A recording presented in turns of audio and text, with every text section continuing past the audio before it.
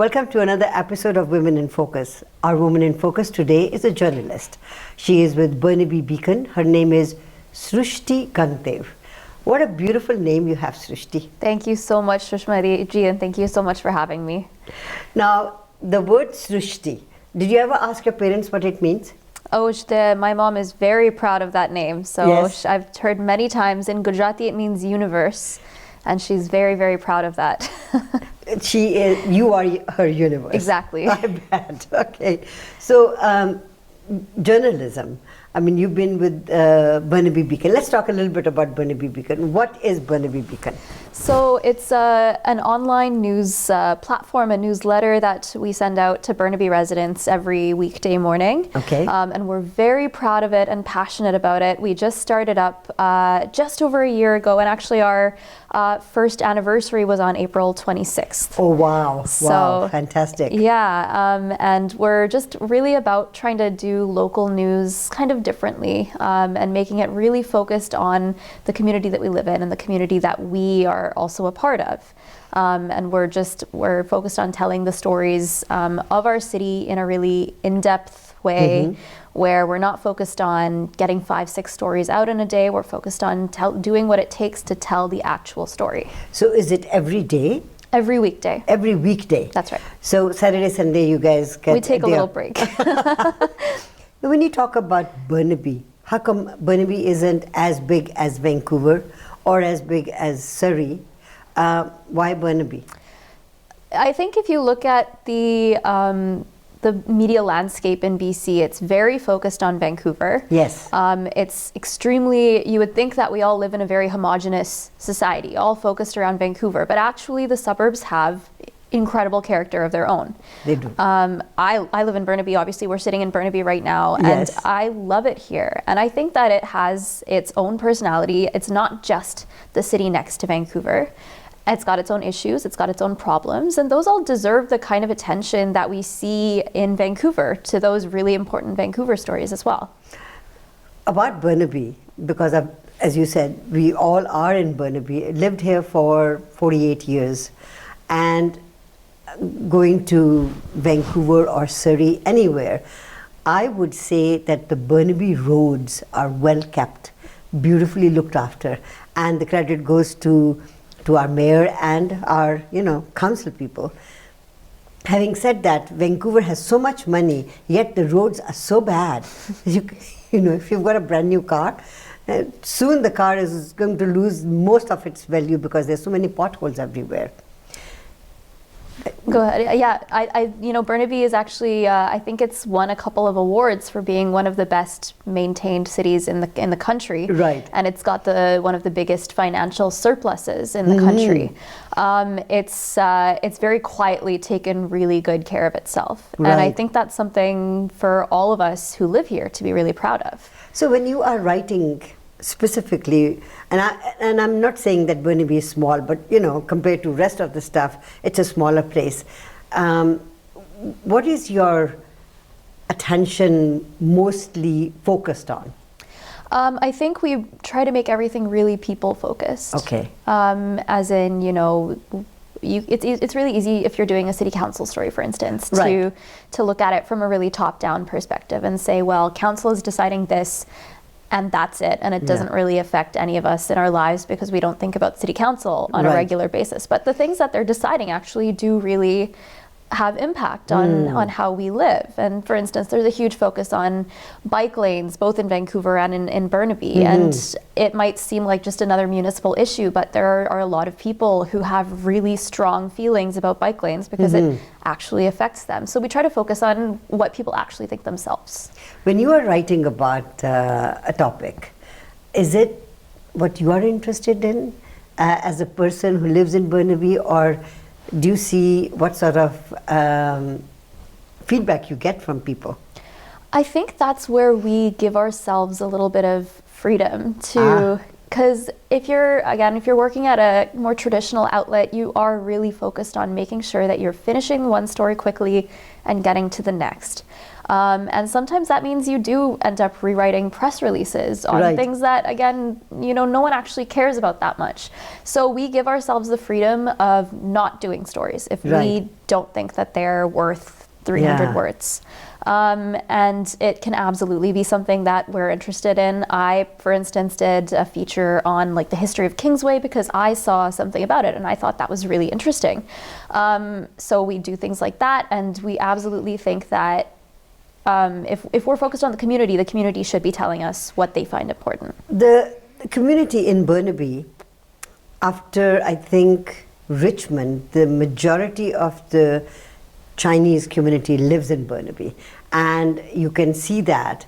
Looking at the Lower Mainland, one could say, oh, North Vancouver is all very Persian, Iranian people live there. Burnaby, there are a lot of Asian people living here. Vancouver, different communities live there, Italian and so on and so forth. When you are concentrating on Burnaby alone, does that come in your mind as well, the different? Absolutely, yeah.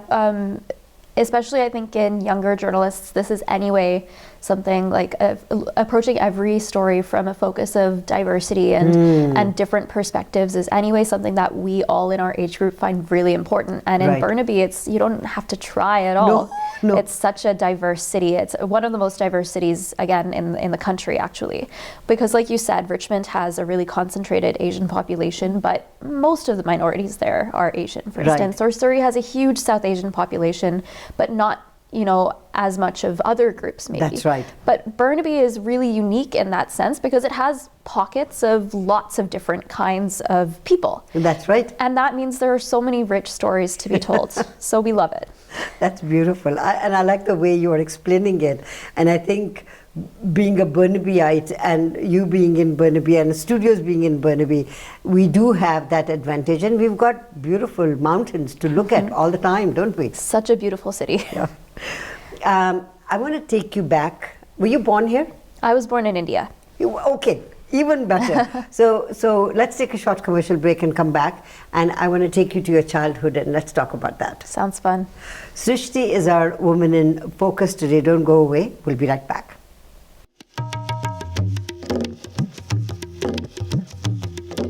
Welcome back to Women in Focus. Our Woman in Focus today is Srushti Gangdev. Now, Srushti, I asked you just before we took a break, where were you born? And you said you were born in India. So where in India? Because you told me you're a Gujarati. I am Gujarati, but I was born in Bangalore. In Bangalore? My God. It's a little random. So what does your mom and dad do? So my dad is a psychiatrist. Holy mackerel. Yes. Tough childhood, obviously. Yeah, of course. I was being psychoanalyzed every day. No, I'm kidding, Dad. Sorry. So my dad is a psychiatrist and my mom, by education, is a civil engineer. Wow. And she did that for a long time. And now she's actually, she runs my dad's private practice. Isn't that just beautiful? How many in the family? Just the four of us. I've got mom, dad, me, and my twin brother. You have a twin brother. Yes. Oh, isn't that lovely? I have my youngest siblings who are twins, boy and girl. So we in our family we were two sisters and two brothers, and then mom was pregnant. I was about 13 years old at that time. So we were like, what's going to happen? The balance is going to go off. Either we're going to have more boys in the family or more girls. Yeah.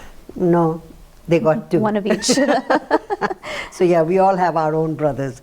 So Srushti, growing up in India, how long did you stay in India, or did you move around? We moved around a lot. I've lived in 6 countries. Wow. Yeah, so we started. Let's name them all. Yes. I feel like I've been doing this my whole life. I've got a rhythm to it. So we started off in India. Yes. We were there only for, I think, less than a year of my brother and I's life. Yeah. And then we moved to South Africa, and then New Zealand, and then Australia, and then England, and then finally we ended up in London, Ontario in Canada. Wow. And then I came here by myself for school. So in London, Ontario, did you have majority of your education there or in England? So before London, Ontario, we kind of did 2 years here, 2 years there in all of these different places. Right. Yeah. And then London, Ontario was the first place that we stayed more than 2.5 years. Wow. So I guess I did 5 years of education in London, Ontario, and then I came here for university. Isn't that beautiful? Now, as a child growing up in so many different places, no wonder you're a storyteller. Yeah, I've been seeing stories my whole life, and I actually think that's guided a lot of the way I think about the world, because I see so much potential in every person I come across, right? Where they really do have their own experience of the world, and I want to kind of bring that to light.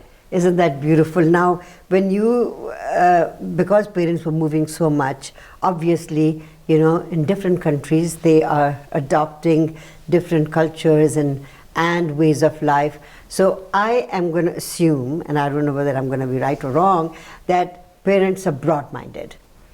I think they're very progressive in some ways, and in some other ways they kind of, and it's not just my parents, I think, but they're going to be like, why are you talking about us like this? And I don't mean this in a bad way, but I think for a lot of, my parents' generation who moved away from India in the 80s or the 90s, yes. Some of that time period stays with them. Of course. And we are caught in that time warp. Exactly. And I think it happens to like my generation too, of like first generation Canadians, where, you know, we have so much nostalgia for like 90s Bollywood, for That's instance, right. whereas people in India are like, we haven't thought about 90s Bollywood since the 90s. That's right. But yeah, I think my parents are very, very open-minded, and I like to think that I teach them to be more open-minded. Wow, I think that is a good one, and I would like your dad to analyze that now. So as far as customs are concerned, and as far as bringing you up, were you brought up as a Gujarati? You said your mom is very proud of the fact that, you know, she named you, and it's such a lovely name. So Indian culture, religion, customs, is that prominent in your household? I think so, definitely. And I think, again, that's part of, we moved around so much that for us, one of the only constants was being Yes. attached to our Gujarati culture and our Yeah. Hindu culture and all of Yes. that. So I think it's very important in my life, and I don't think it forms like the front of any experiences that I have, but it's always in the background. Right. What about dating and all that? What about it? What are their thoughts on that? You know what? I just recently got engaged. So it's been interesting for me. I dated my now fiance for 5 years, and I did not tell them for a very long time. Holy mackerel! Now hold on for a second. Time out. So why not? Were you scared? I think okay, when I was in high school, which was Yes. the last time I lived with my parents, I definitely wasn't allowed to date. Okay. And I'm sure that my mom, you know, when I was in my 20s, or I'm still in my 20s, but when I came into my 20s, would have changed her mind. But somewhere I was like, I don't know where this is going, so maybe I'll just cool it on telling everyone. So who was the first one that you told? Mom or dad? Mom. I kind of course. ambushed her. Yeah. And how did she take it? I think she had her suspicions. Yes. But she was like, why are you telling me that in this way? She was here visiting me, and I had, you know, arranged that we were gonna like have lunch, I think, with my then boyfriend, and I was like, Mom, just so you know, I have a boyfriend, and it's Vishal, and we're going to meet him right now, so don't ask me any questions. And when they met him? Oh, they love him. They love him more than they love me. Of course. That usually does happen, Yeah, doesn't it? yeah. What is it about him that you like? Oh, I think he's really straightforward. We're both very straightforward in different ways, so we call each other on what we're not straightforward on. When you meet a person,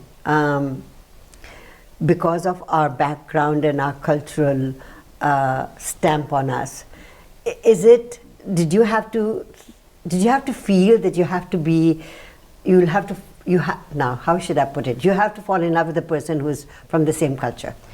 I think it's a shock to everyone that I am marrying not only an Indian guy, but a Gujarati guy at that. Wow. I think I'm none of shocked us, too, okay? I don't think any of us thought that was going to happen. And London, Ontario, we talk about Burnaby being very diverse and Vancouver being very diverse. London, Ontario is not a diverse city at all. Right. So all of my friends were white people, basically, Yes. and I just couldn't imagine myself meeting, not that there was anything wrong with Indian people, but I Right. just didn't know enough. No. And then when I moved here, I was kind of like, oh, I'm not the only brown person in the room anymore. Right. And that's when I met a whole lot more Indian people. Yes. And we actually, in the most Gujarati way possible, we met for the first time at a Ras audition. Navratri. Yeah. So At a Dandiya Ras. exactly. So how else do you meet a Gujarati guy, right? So all those Indian movies where they have the Dandiya going on, it is true. It's true. Okay. We are talking to a very interesting young woman. Her name is Srushti Gangdev, and we're going to take a short break and we're going to be right back, right? Yep. Don't go away.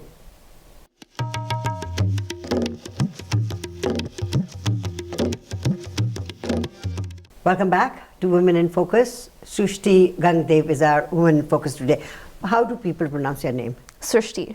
They do? Oh, they don't. They That's don't. how So- I pronounce it. So do you correct them? I have grown to correcting them because I Okay. think life's too short to go by the wrong name. Right. And it's really tough for people, but you know, if they can say Tchaikovsky and Dostoevsky, then they can say Srushti. I love that. Yes. When I first came here, they wanted to call me Sue because they couldn't say Sushma. I hate that. I've actually gotten Sue as well. Yeah? Yeah, that's... Any name that starts with an S, right? Yeah. Anything that starts with an S. So, Srushti, when you are... did you finish your journalism course or did you get into writing because you were interested in it forever? I knew I wanted to be a journalist since I was 13 or 14. Okay. I definitely strayed off the path. Yes. I think during university, I was like, maybe it's... I didn't focus on journalism in my bachelor's. Right.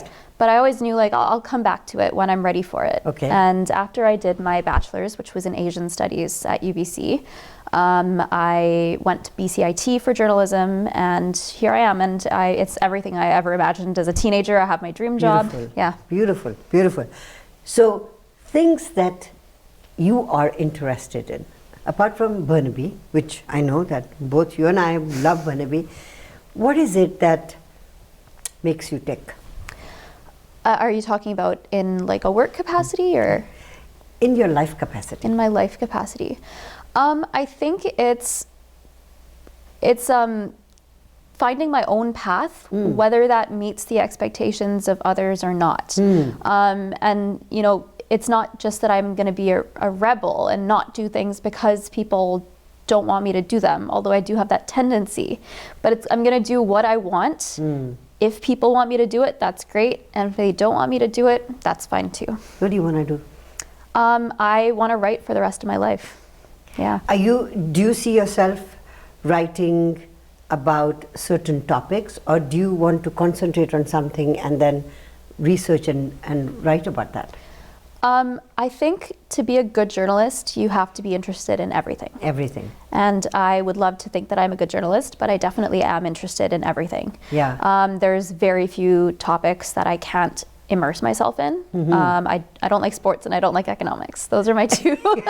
Can't do it. But other than that, give me anything to write about and I'll write about it. When you wake up in the morning and think about, does your topic run through the week or any topic that you choose, or is it for that day alone? Again, we have a lot of freedom in how we do that, which is really great because you don't get that in any other journalism job That's ever. right. Yes. But if we have a project that I tell, Simran, my managing editor, I want to take a month to work on this, Right. totally fine. Yeah. If it's, I'm going to write this in 10 minutes and focus on something else for the rest of the day, that's fine too. Right. So it's just whatever the topic demands. Look at yourself and think that you've got a crystal ball in front of you, and in 5 years, what do you see your life as? I think I want to, not that I want to be well known or anything. I want my work to be well known. I want to do work that really has an impact on the people whose stories I'm telling. Would you write stories about, say, pick a person and write their biography or something like that? That sounds great. Like I said, I'm interested in everything. But I think people are so interesting as a topic that that would be an amazing project. When you decide to choose the date to get married, because of COVID, everybody is just postponing. Would your marriage be a huge, big Indian affair? It's looking like that. Yes. So we'll have the dandiya, we'll have everything in there, right? That's right. If a Punjabi was getting married, there was going to be jago and bhangra and gidda and all that. So if a Gujarati is getting married, what happens? It's I think we have the same style of events, but maybe they just happen in a different order or a different, scope. So we're gonna have the pujas, we're gonna have the haldi, we're gonna have the mehndi, the sangeet, which is gonna be a garba as well. Right. And then a nice wedding outdoors and a big party reception. Wow. Have you set the date? We have June 16th next year. Wow, fantastic. So I wish you all the best. Thank you. And you know what? If I'm still doing this program, I would like to talk to you again in a year's time to see how your mindset has changed or hasn't changed, and what makes you interested in things. Has the interest changed or not? Yeah, I maybe I'm being optimistic, but I think that's just part of who I am, is that I just want to learn about everything. So I'm going to predict that no, it won't have changed. We'll find that out. Yes. Thank you for being our Woman in Focus today. Thank you so much for having me. Srushti Gangdev is our Woman in Focus today. Don't go away, we'll be right back. Attachment to Canada is a really interesting thing, and when we ask people, are you proud to be Canadian? How connected do you feel to Canada? What is that? What is the root of that connection? 40, 50 years ago, it used to be like, oh, just pride or nationalism or queen and country, like sort of the colonial structures. Yes. Now with the young people, younger generations, sort of those 24 or under, they do feel a sense of connection to Canada, but they're also sort of citizens of the world. They grew up in the internet era. They grew up in it. You can get any music, any entertainment, anything from anywhere. So it's not like you're listening to Canadian. They were not subjected to Celine Dion the way we were.